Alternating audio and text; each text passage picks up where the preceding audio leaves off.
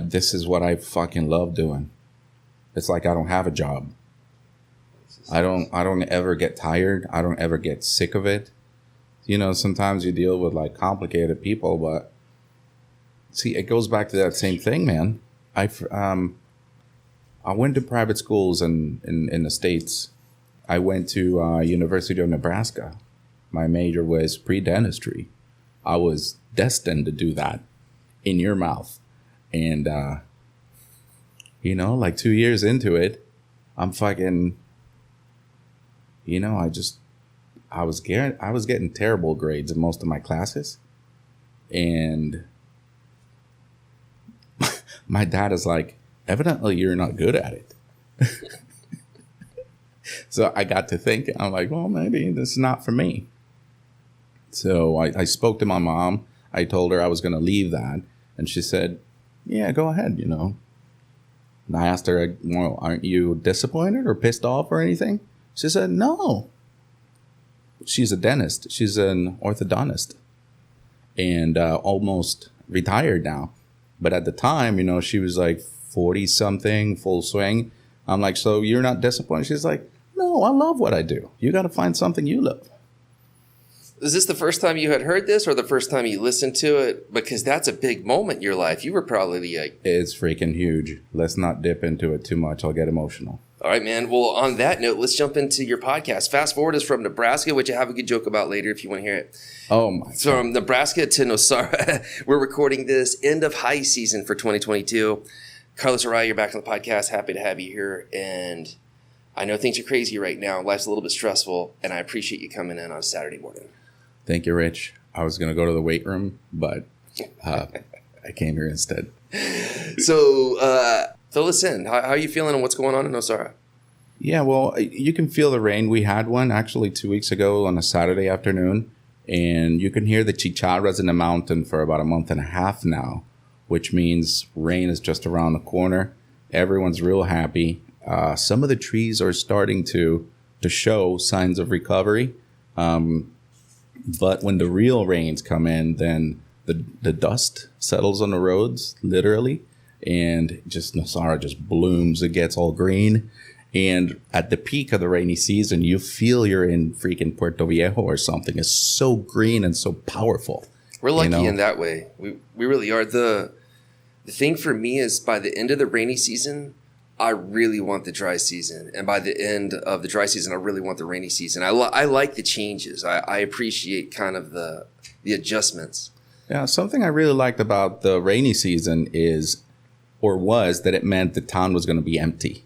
You know, so the restaurants would shut down sometimes. So fill us in on that. Is there a low season anymore? Or are we just now going? That's what I was going to say. We might be pretty close to Easter. But I don't think we're going to see a low season like we used to back in the days, like so dramatically. May used to be a big drop. September, October, of course. Mid-November pickup, and by Thanksgiving was your launch. That seems very different. May hasn't had consistent drops. Remember after Semana Santa, everything just shut off? Right. It hasn't been like that in recent years. And that's encouraging on one hand. It's also discouraging on some hands too. So what's your take on all this business? We both have businesses. We work our butts off to try to make it here. That's also something people don't realize. They just think, Nosara, expensive money. It's hard to make it here. Yeah, it's hard. I see a hustle every day. I'm looking out my window. I'm like, there's that Rich hustling. And, you know, you got to work here. You got to work. Everything's super pricey compared to everything else. We have relatives and friends that visit, even from the States or expensive places. I think only New Yorkers kind of find it okay here because stuff is very expensive in New York. They do find rent to be kind of steep here, maybe because of their expectations. Oh, we're going to go to Costa Rica. We're going to pay $500. We're going to live in the sand, be monkeys and all that stuff. And the place is changing. You know, let's not get into whether it's for good or bad. Well, that was my question. Do you see it as more good or more bad or both? Or gosh, what's your take on all this? Because we don't have a low season anymore. On a very personal basis, when I got here full time, let's say 5 or 6 years ago, I thought I found my place.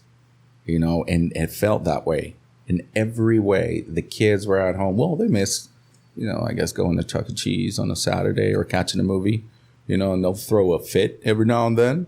If you don't get them the pepperoni pizza, from Basilico, whatever.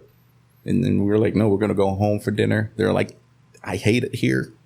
I love Chuck E. Cheese.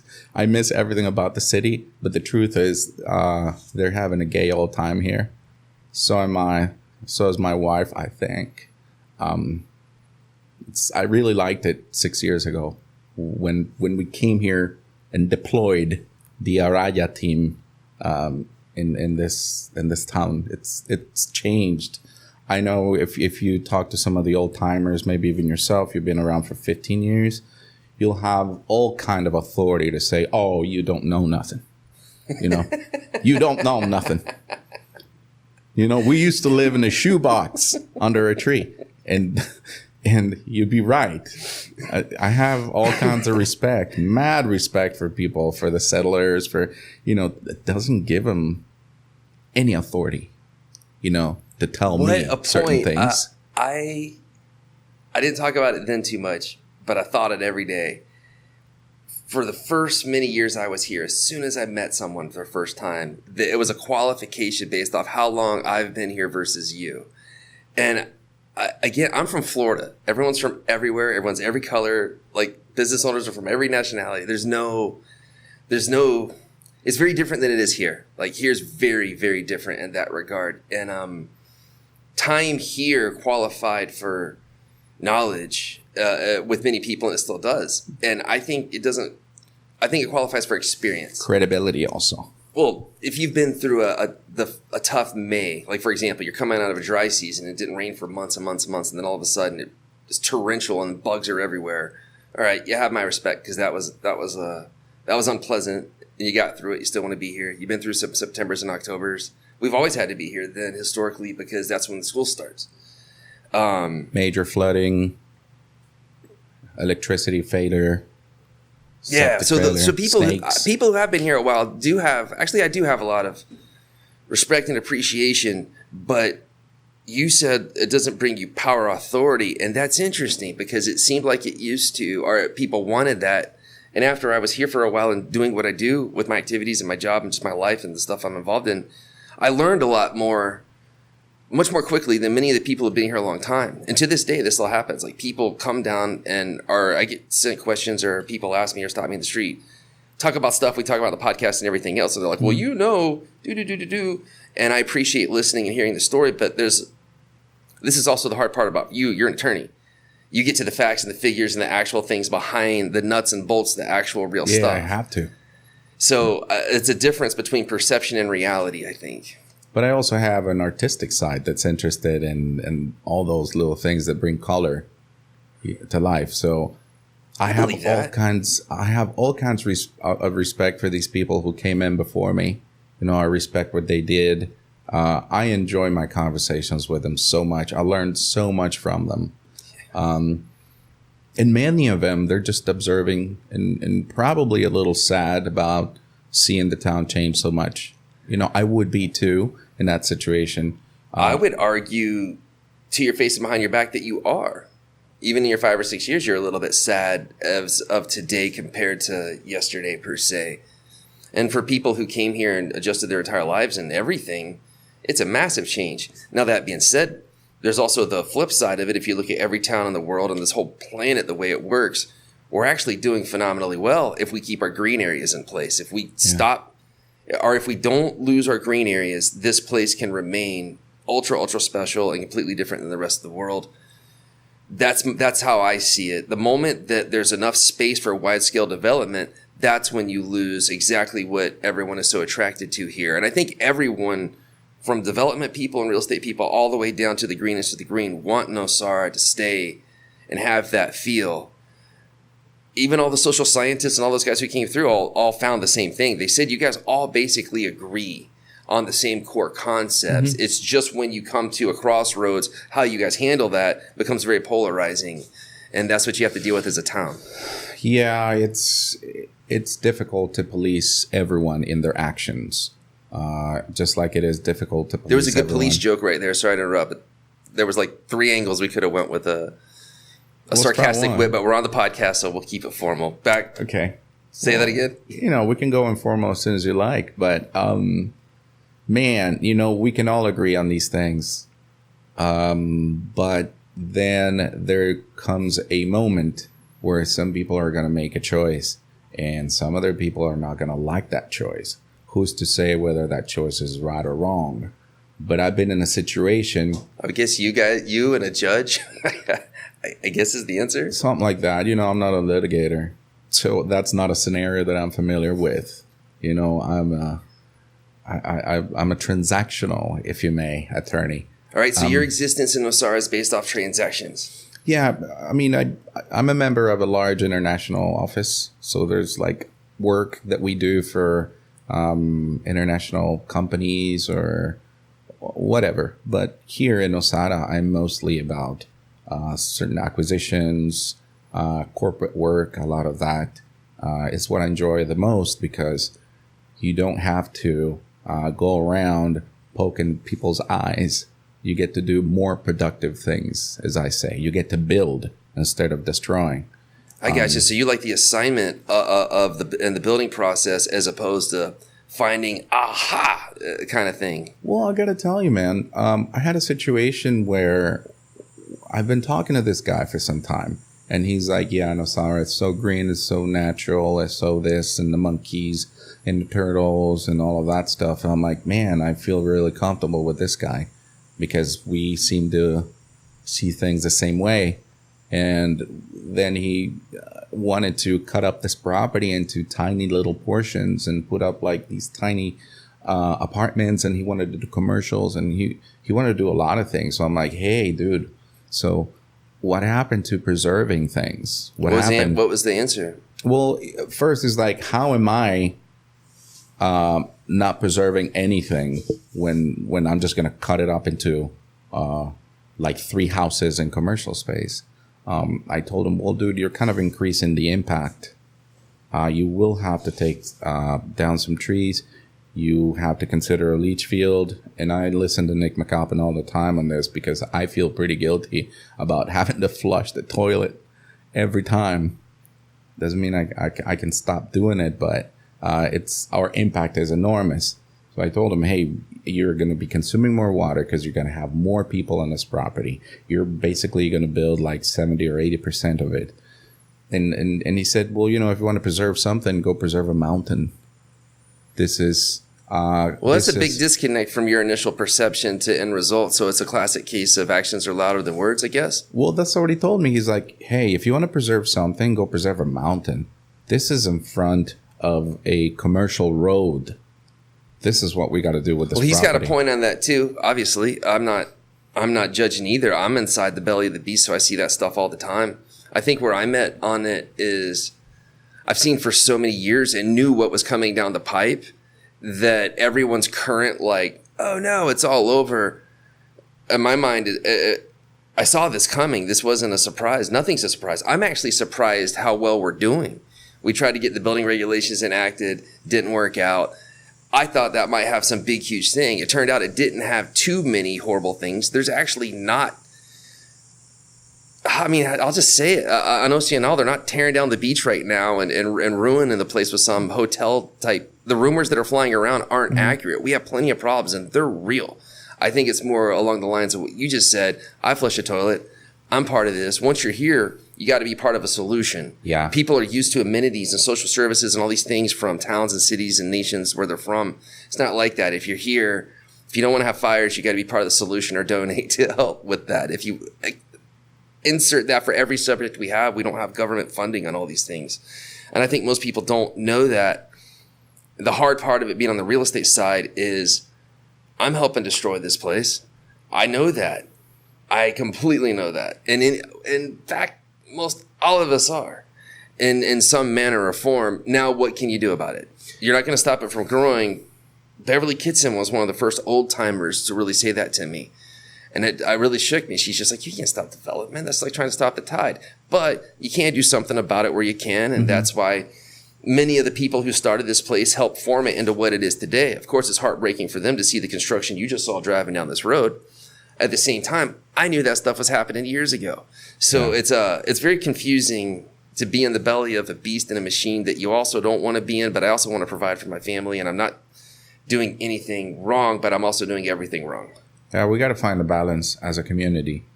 That's where it's at, I think, because we're not going to stop people from building things.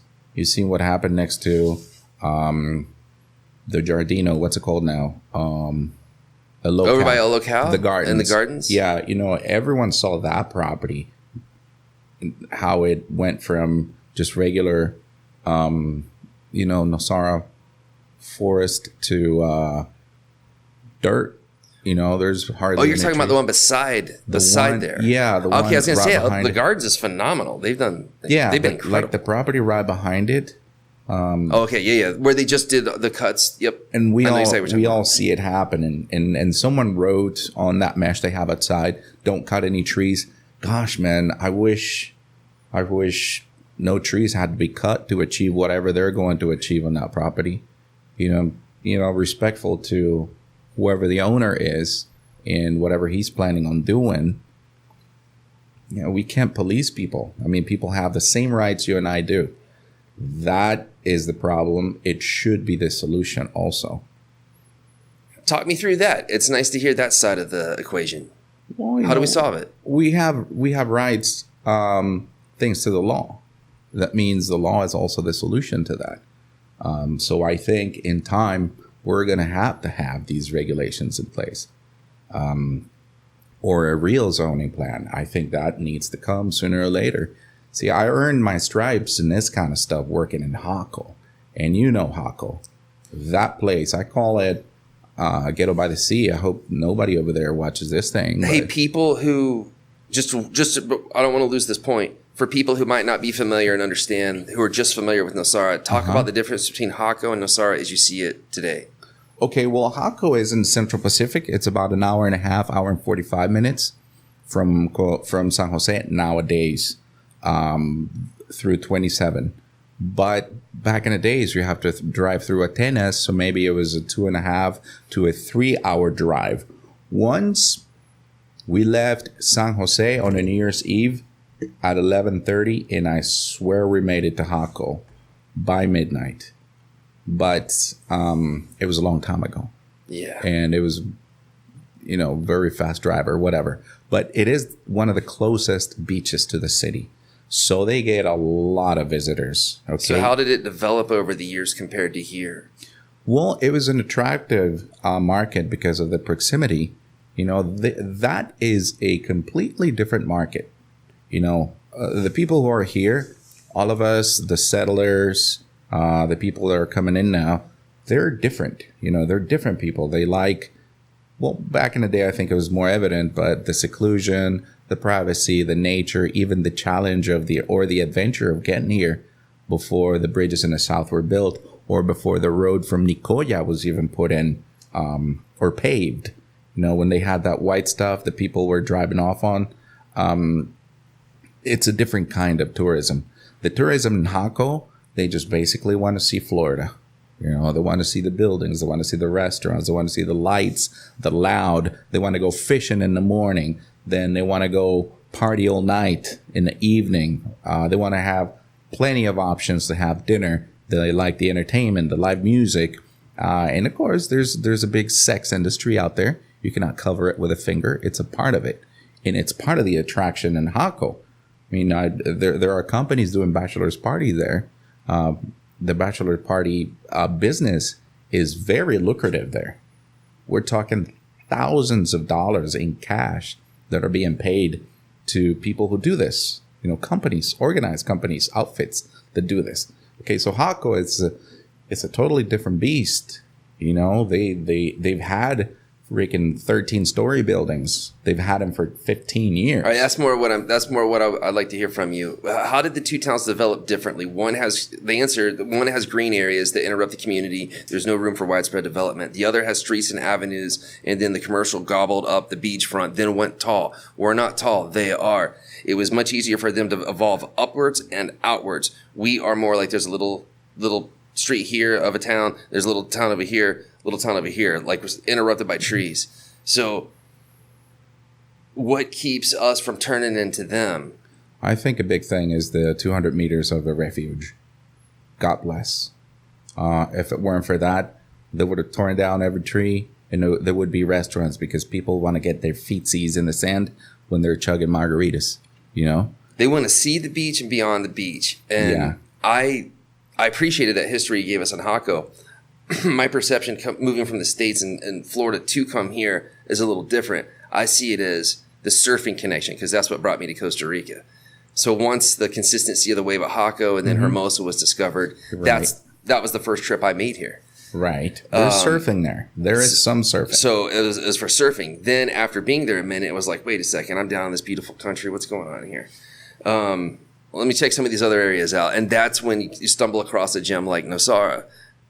In reality, not that many people made it here. It was hard to get to. It was always expensive. We didn't have that many restaurants, and the town really didn't make any sense. And it's also not a good way for if you were looking for a harder type surf, this isn't a good spot to come. This is a good spot to come if you want a longboard or if you just want a consistent wave that breaks at every tide. And coming from Florida, you have 3 days to get away. The hard part is just once you get to Nosara, it's fantastic. It's getting in and out. But now that's being alleviated with access. The airport, the roads are improving, which is hilarious to say out loud. The roads are improving, but they are. And the big curveball to me, Carlos, and I didn't expect this. I never thought Nosara would go mainstream. I never thought it would be popular. What the heck's going on with that? Because that's not anything we ever expected. And we take surf photos every day, but that's a limited demographic of surfers. It's not so much surfers coming in. The lineup's actually not that much more crowded today than it was last year or the year before. Most of the people live here who are in the lineup too. It's the non-surfers. It's the people who are going out at night. It's the people. It's really confusing me. I never expected it. Like, what do you think about that? Yeah, I think we're starting to see a different crowd altogether come out here. Why is that? What's happening? Maybe they're also looking for that thing that you were looking for. You know, just a tiny bit of isolation, just enough isolation for them to enjoy themselves and maybe go back to, we're seeing people from Kansas now, Wisconsin. Yes. You know, before it was like New York, Florida, Oceanside, California, a little yeah. bit of Canada, a little bit of Europe, and Floridians and Canadians. No. Californians, Floridians, little pockets of Carolinas, Virginia Colorado. Beach. But the Colorado started picking up, but now it's Minnesota, Texas, Yeah. all types of inner areas. Toronto, holy cow, all of Toronto's here. Yeah, I grew up in Nebraska, so I'm used to seeing that kind of people. Not wrong with it. You know, it's just different kind of people. They walk into the gas station, they want to walk out with 64 ounces of Mountain Dew, you know, and they'll chug that and they'll refill it. And out here, you know, it's a little odd for them, you know, that maybe they cannot get the big Slurpee. It is odd. But that you mentioned that earlier. That was a change for your family, and it's a good kind of change. Mine too, right? It was good not having the same bells and whistles, and we're starting to get them now that we've been here, and it's starting to happen. We're getting alarmed by it. It's just still so interesting to me that most people coming in still say, "Look at this charming little town. Oh my gosh, it's so small and quaint. What an amazing, majestic thing. Look, I saw a monkey on the trip." Whereas the neighbor who's been there the whole time has been like, "We used to have monkeys here every day, all the time, everywhere. That place didn't used to be there. That didn't used to be there. Traffic didn't used to be there." And they're looking at it from Paradise is Lost. So in my day, I guess what I'm saying is each person I talk to could be like here on positivity or negativity. We're all over the place here, and it's interesting to watch it from inside the beast and also from the outside of it. And I'm guessing that's interesting for you too. And you're also living it as well. Well, Nosara did a lot more for us than just get us away from all that. And now I feel it when I get to the city, when I go to San Jose. And it's very dramatic when I have to go to the States.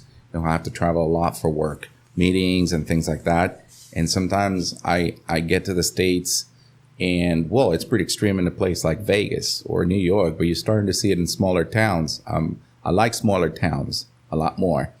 And you are basically invaded by brands and companies and corporations to the point where you can't even go to the pisser anymore.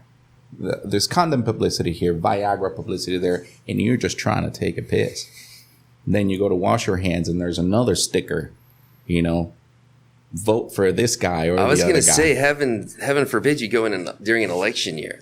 Gosh, man, they're invading you all the time. So at the end of the day, about 6 years ago, we're thinking, me and my wife, we cannot let our kids just be invaded all the time by these freaking people who want you to buy their stuff.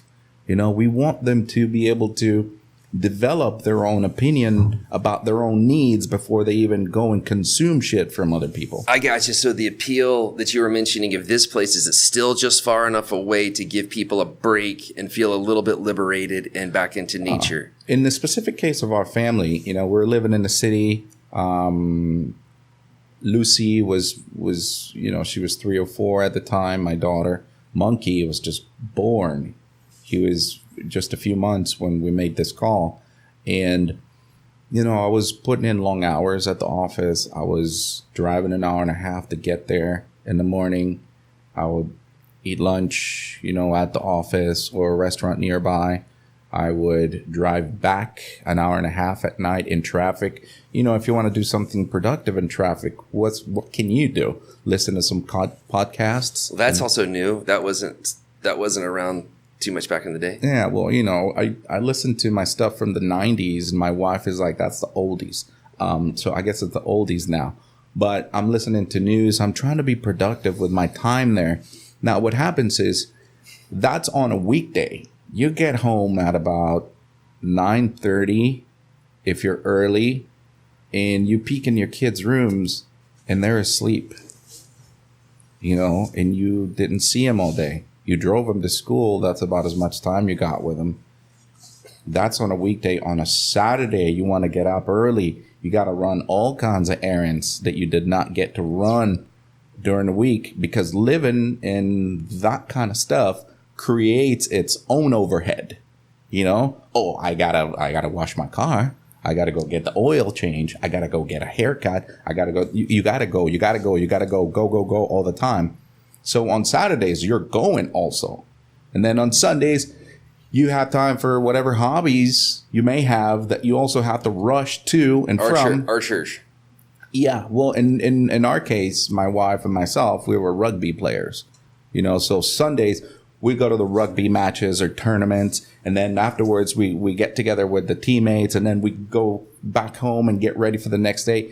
It seems like, to make it efficient, or to be efficient, we needed to split up in teams. All right, you go with these, you go with the kid, and you go do this. In the meantime, so to come here gave us an opportunity to become a family, to really spend time with each other, to be there for each other. Before, kid would get sick, I'm in the office, or maybe I'm traveling, I'm like, take him to the doctor and see what's the problem.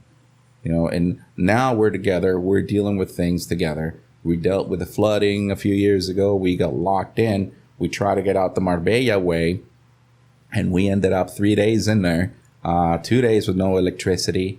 The last day before we attempted to drive out, we had a Snickers bar for dinner that we shared, because the food that was in the fridge was already bad. The toilets were backed up, and it was kind of a difficult situation.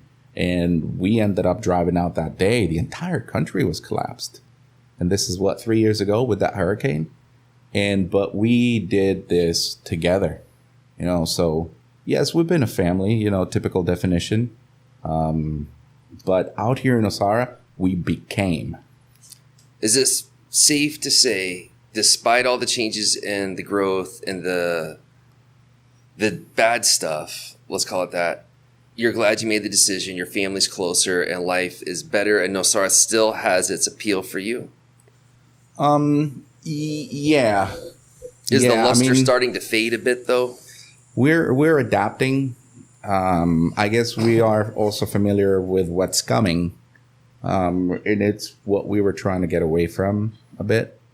It is sad for us, for me especially, because like I said, when I got here, I found weirdos. I found super smart people. I found the rich types that are accessible. I found a lot of surfers that I shared a lot of things with. Tons of variety. Yeah, but I also found that within surfers, there were also categories, which is something I'd never knew before. Surfers to me were surfers, man. I own a board is what I say when someone asks me if I surf. And now I own another one. So I'll get out there and paddle every now and then, but I don't consider myself a diehard surfer. But I've noticed we got some preppy guys, they like to look pretty out there and, always sporting brand new things, and you have the more hardcore guys who don't give a shit and they're out there in the old boards and they're shredding and they're doing it. There's tribes within the tribe of surfers. We also have the old timers out here. You have the young kids coming in. You have the yoga crowd. You have the Pachamamas. You have in living in San Jose. I remember people would say, "Oh, I went to Nosara and they would always look dusty. When they first came in. Hey, man, where you come from? Oh, I was in Nosara. I just got in, and they look dusty. And of course the Pachamamas are part of this, but every now and then I think this process is pushing out some of these little groups that made Nosara such a rich place. The artists, the weirdos, the this, the that, all that variety is being pushed out and the mainstream is getting settled. And that was also part of the charm of the town. That it's truly going to be missed as we become normalized. I compare it to like the tube of toothpaste getting squeezed. I feel, of course I have no idea. This is just my guesstimate. I feel like the past 10 or 12 years and the next 10 or 12, I think that was what I see as like the sweet spot, like the really best in Nosara. That's what I think. I think actually listening to like Alice and Beverly and a lot of these people, whenever I talk with them and they've been on the podcast, their answers catch me off guard because I expected it to be like, oh, it's all gone. It's all gone. There's actually not that many of the old timers who say it's all gone. Mm-hmm. A lot of them say, I like that there's a doctor's office. I like that there's some things I can get to. I like being able to move around a little bit more. And that helped me see like the good side. Because when I moved down here, it was hard to make a living here. I didn't move down here to get rich. I moved down here to surf and raise my kids and literally surf every day. I'm from Florida. I don't know why I like surfing so much, but I do. And there's no waves there for big fat guys like me. This place has that. So I was willing to fight tooth and nail to make it. The hard part has been how expensive and how competitive and how difficult it is to actually make it here, because I didn't move here with money. People just say, oh, you're from Florida, you're white, you must have had a bunch of money. I was poorer than most of my Tico friends, literally, with a family and nothing. I sold everything just to get here. That's a pretty common misconception. So that gets a little old sometimes. So I still get approached, and people who don't know me, or maybe just, people say that type of stuff. Oh, you just work there. You're this. I see you. I know you. Or you're on this podcast. You know how much money this podcast makes me? Negative tens of thousands of dollars. Who even knows how much money? But it's my form of service instead of being on boards like I used to be. Mm-hmm. I want information to flow. The social scientists all said, the number one problem with this town is you guys don't communicate properly, like at all. Like we don't. We lock up. It's an amazing town, but we're always in our camps. Oh, that's your attorney? Well, I'm going with that attorney. I'm going to hang out with his kind of thing. Like that type of stuff, that needs to go away, in my opinion. So that's part of this podcast. I just wanted to get it flowing. You know what the problem is? That it takes a freaking scientist to come out and say it for people to believe it. That's kind of depressing. You know how much money that cost? How much time went into getting all these doctorate level people to come down and say the same thing? And for what? To tell us shit we already knew and that we need to act upon. We already know there's a communication break here. We already know there's some weird segregation going on that I'd like to personally get involved in trying to bridge that gap. That's a whole different show, man. Well, let's hit on some of that. Businesses right now have a unique opportunity to help their community, but also a lot of the businesses get opinionated. Oh, that one's this or this one's that. So that's not good. We don't have any type of chamber of commerce. We don't have any type of board of realtors. We don't have any type of several of these things that actually were, and this isn't the fact that you're embracing the bad. The reality is there's tons of businesses here, and if we had a chamber of commerce, the town could be better. And it's not that they're going to go away. So this is my beef with basically the entire populace who's bitching somewhere online, typing the same old tired comments to just the people who listen to them. This message is for them. The business is already here. The stuff's already happening. You may as well do the best that you can with it. So you mentioned a chamber of commerce. I'd like to hit on that before we wind up, because they're already here. They're not going anywhere, man. I'm repeating myself. Like it's something that the town doesn't seem to embrace. There's like, oh no, screw that. Oh, I'm not going to be a part of that. Oh, there's just too many businesses anyway. That's not my point. It's like I'm pointing at the moon and people are kind of looking at my finger when I talk about your idea that you mentioned about the chamber.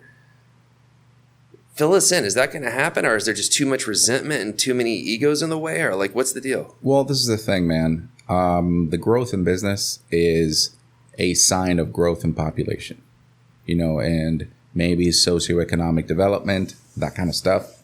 But if there are more restaurants, it's because there are more people looking to eat somewhere.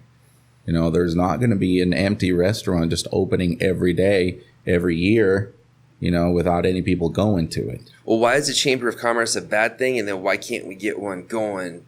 Because it seems like, and again, I'm from Florida, in a tourist area where the Chamber of Commerce it's not looked at as this ego-based thing in many places. It unites people who otherwise wouldn't unite, and they still have a uniform direction as far as their community, and it does great things. Well, Chamber of Commerce is not a bad thing, man. During the peak of the COVID situation, a few of us business owners, we started talking about it.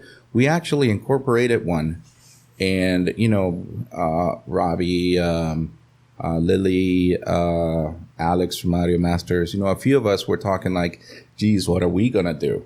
Because when the community is in trouble, they go to the businesses. If you want to save the monkeys, you go to the businesses. If you want to save the turtles, you go to the businesses.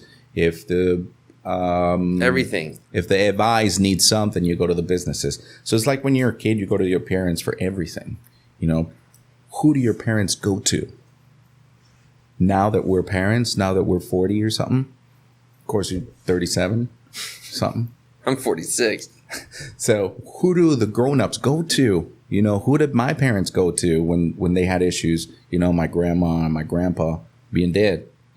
So that's the same thing here. Where do the businesses go for support when there's adversity? No, we got to go to each other.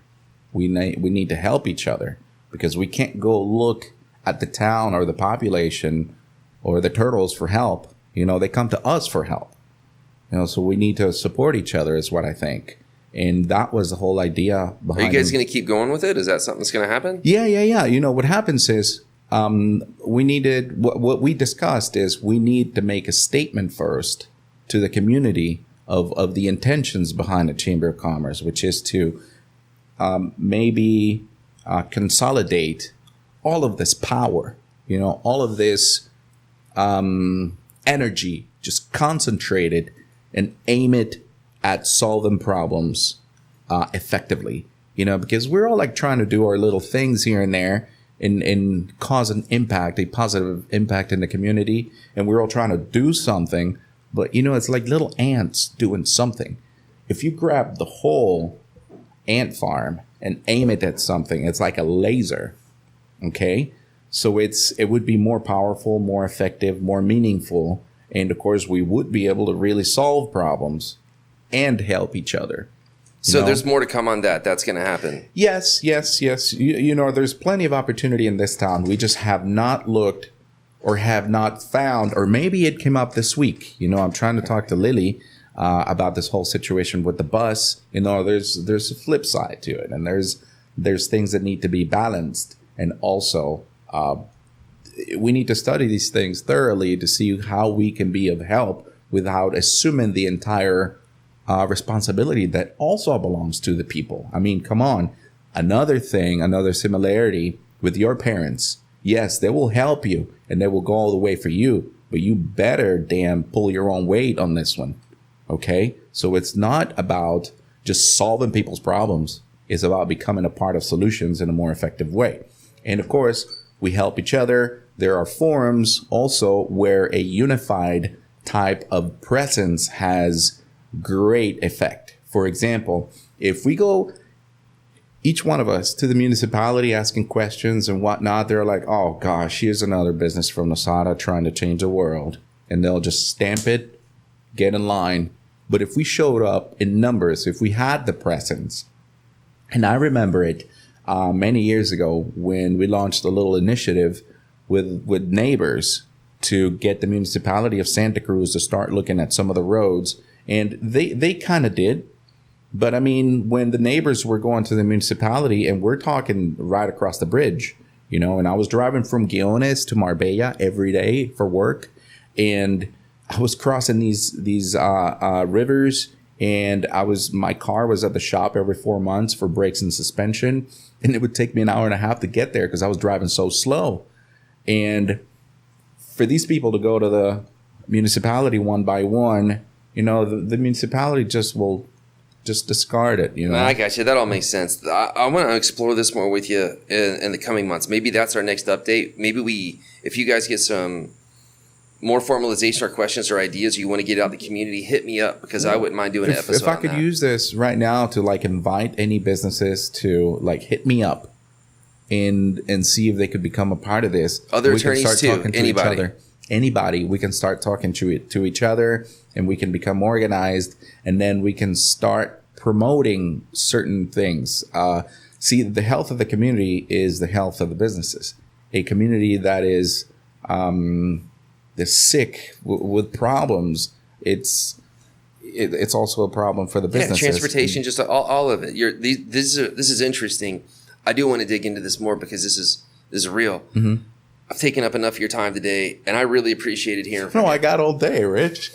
Yeah, I know better than that. Thank you so much for coming in. You shared a lot of ideas today, and that was really cool. I appreciate it. Thank you. Thank you, man.